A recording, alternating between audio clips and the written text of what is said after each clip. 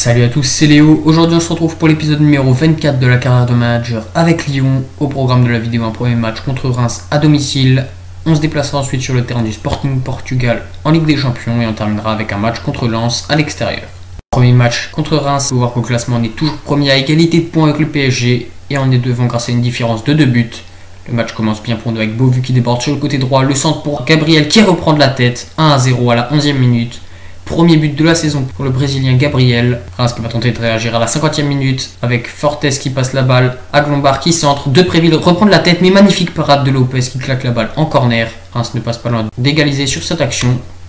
Le match se termine donc grâce à cette avance très courte de 1 but. Un match avec très peu d'action, 6 tirs pour nous, 2 pour eux, victoire 1-0. Bonne nouvelle, le capitaine Maxime Gonalon prolonge alors que son contrat se terminait dans un peu plus d'1 an. Prochain match contre le Sporting en Ligue des Champions. On se déplace sur leur terrain et on peut voir qu'au classement on est premier avec 7 points, mais en cas de défaite, le Sporting reviendrait à égalité de points.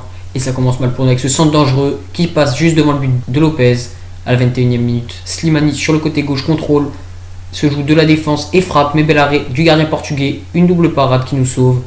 37e minute, une nouvelle fois Slimani tire, mais c'est encore arrêté par Lopez qui fait un magnifique double arrêt. Le gardien portugais nous sauve pour l'instant et nous ne sommes pas du tout dans le match, que ce soit notre défense ou notre attaque qui n'arrive pas à se procurer d'occasion. Juste avant la mi-temps, on continue de se faire dominer avec Gutiérrez qui tente une frappe de loin et ça rebondit sur le poteau. Au retour des vestiaires, ce n'est pas mieux à la 78e minute. Slimani va enfin réussir à ouvrir le score. Un but mérité autant pour l'international algérien que pour son équipe, tellement ils nous ont dominés dans ce match. On va enfin avoir une occasion à la 79e minute sur coup franc. Fekir donne la balle à Gabriel qui tire, c'est arrêté par le gardien. Une combinaison qui a failli nous faire marquer un but sur notre premier tir dangereux du match.